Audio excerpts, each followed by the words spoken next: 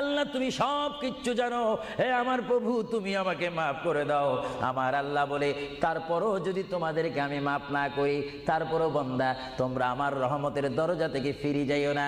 আমি তোমাদেরকে হুকুম দিচ্ছি, ওয়ালাউ আন্নাহুম ইয যালামু আনফুসাহুম জাউকা, বান্দারে যদি গুনাহ করে ফেলো আমার রহমত থেকে মুখ ফিরে তুমি চলে যাইও না।